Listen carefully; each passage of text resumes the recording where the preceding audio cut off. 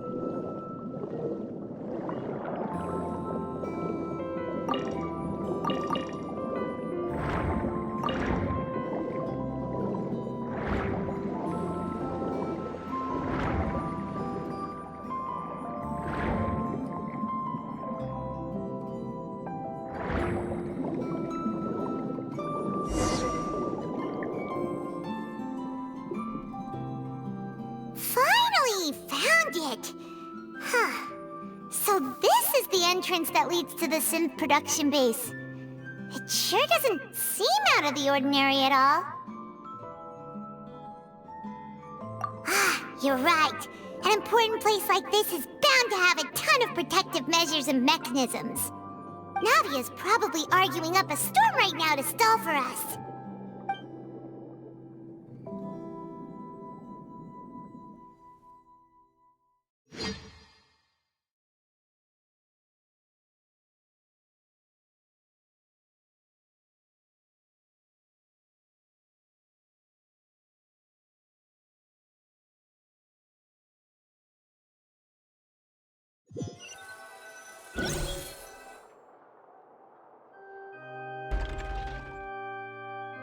It would appear that I must repeat my question again, Mr. Tartaglia. Do you accept the charge that you are the true culprit behind the serial disappearances case? To be perfectly honest, I don't understand your country's complicated court system, or the reason why I'm being charged with something I've never even heard of. However, I did hear that people who have been charged can choose to participate in a duel to clear their name. Is that right? In which case, as long as I accept the charge, I can have an all-out fight with that champion duelist Clorend, right? I've got to admit, that's one of the most enticing offers I've ever received. When I privately sparred with her last time, she was obviously holding back. Real disappointing. Hey!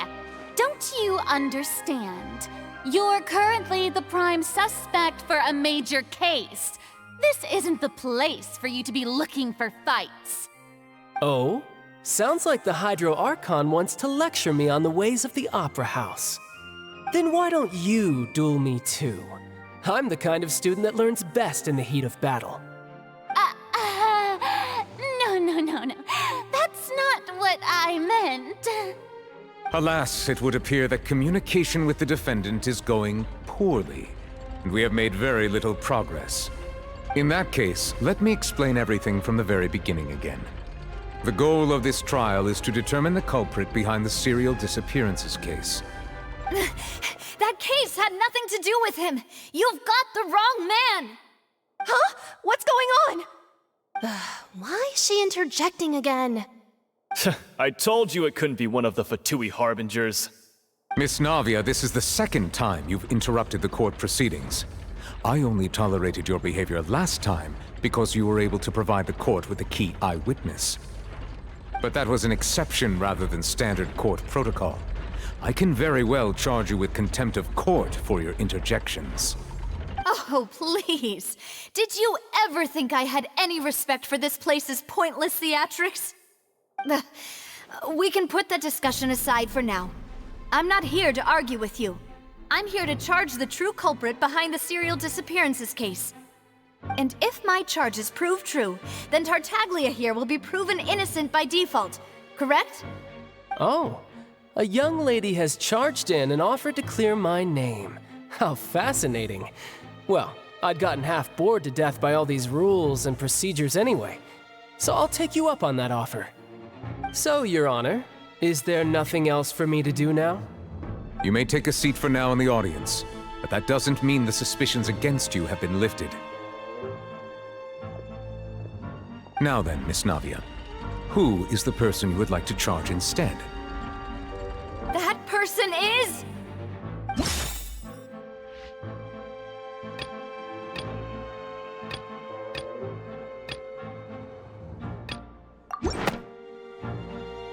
Marcel, the head of Confrérie of Cabrières! Huh? What confrérie? Never heard of them in my life. I've heard of them, but weren't they Spina di Rosula's sister organization?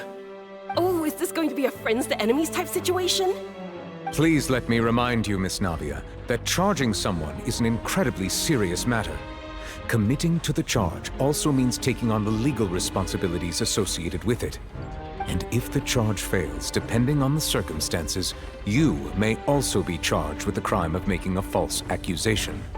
Knowing this, do you still wish to charge this man? Yes, I do. In that case, I declare the charge to be valid. Miss Navia and attorneys, please take your places on the court. Members of the guards, please contact Mr. Marcel right away so that he may stand trial.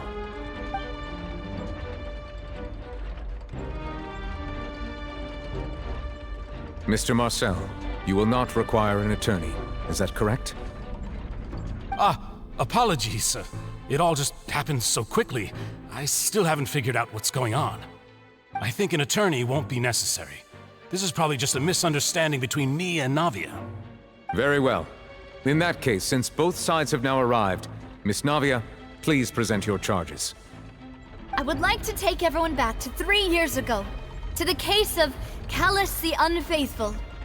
Only through elucidating what really happened in that case can we connect all the dots for the serial disappearances case. Navia, do you really think that I was the one who killed your father? Come on, why would I do that? Callus was my benefactor, and remember both you and I only ran to the scene when we heard the sound of a gun. If that's enough to make me a suspect, wouldn't that make everyone at that banquet a suspect as well? I think there's no point in getting into the specifics right now. The audience doesn't even have the big picture yet. Even I'm struggling to remember some details of that case. Exactly correct, Your Honor. I must refresh everyone's memory about that case before I can explain my charge and reasoning. I see. In which case, I will recount the findings about that case as originally recorded by Maison Gardiennage.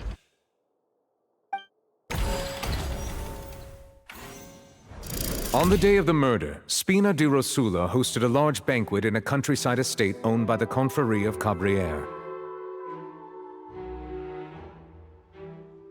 During the banquet, all attending guests heard 2 gunshots from the courtyard. When the guests arrived at the scene, they found the primary suspect, Callus, holding a gun, while his acquaintance Jacques lay dead from a gunshot wound. The guards' investigation did not recover any other firearms from the scene. As a result, they concluded that the suspect's first shot must have missed, while the second must have taken Jacques' life. The suspect did not dispute this conclusion, and also declined to defend himself in court. Instead, he chose to prove his innocence through a duel. Callus was defeated by champion duelist Clarande in the ensuing duel, and soon succumbed to the injuries. These are the known facts about the case.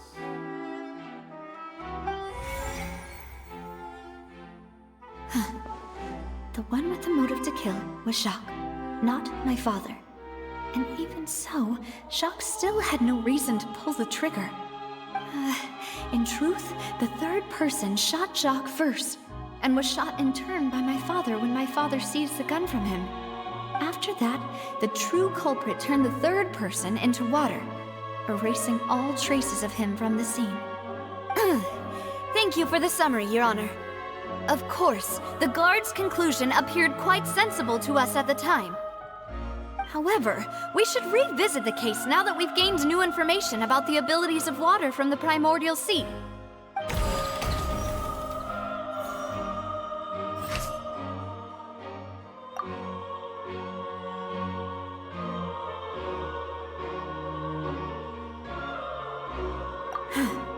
Something...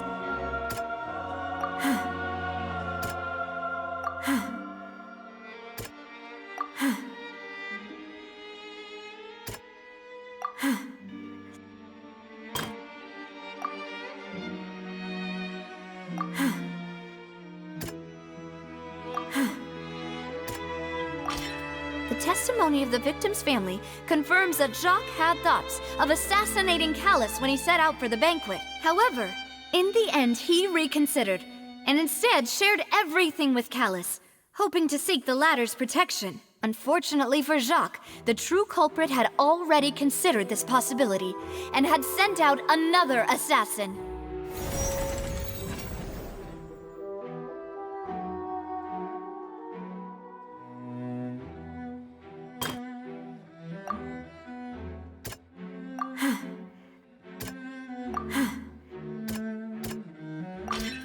This assassin first shot Jacques, then turned to shoot Callus, only for Callus to wrestle the gun from him and kill him instead.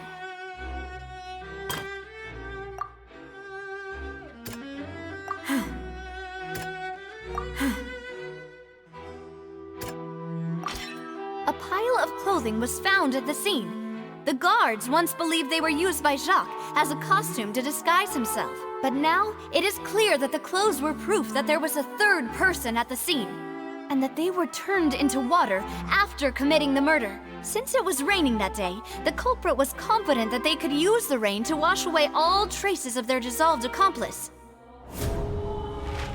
Realizing this, the true culprit caused the hired assassin to dissolve into water, leading everyone to believe Callus was responsible for Jacques' murder. This is the true version of events.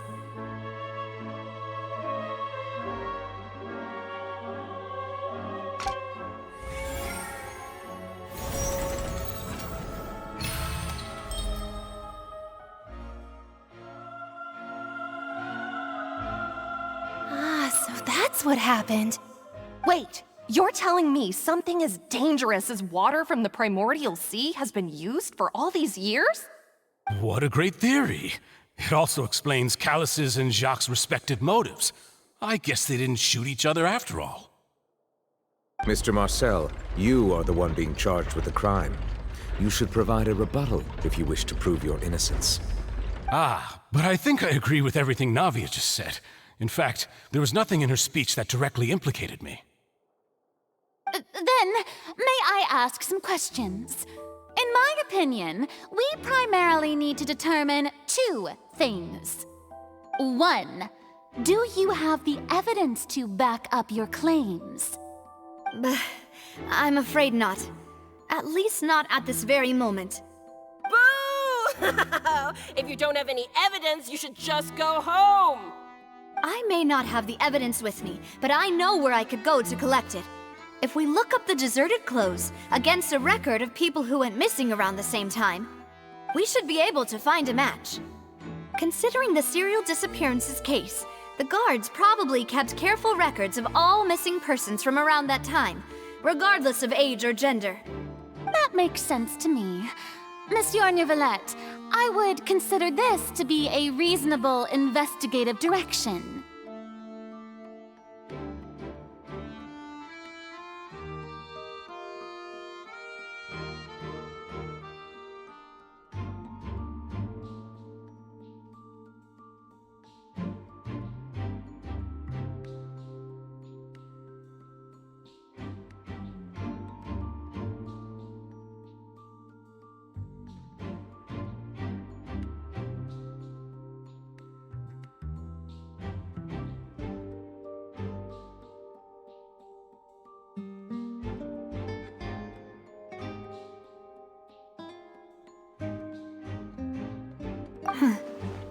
Why do I feel like Farina's acting a little differently today?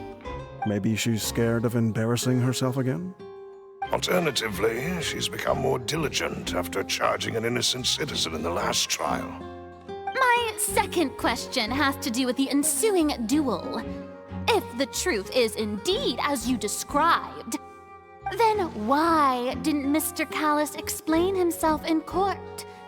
If he had testified that a person had been dissolved, he could have at least mounted a defense. I've thought about this too, and the answer is actually pretty simple. He felt there were things that were more important to him. The dissolving power of water from the primordial sea is an important secret for the true culprit of the serial disappearances case.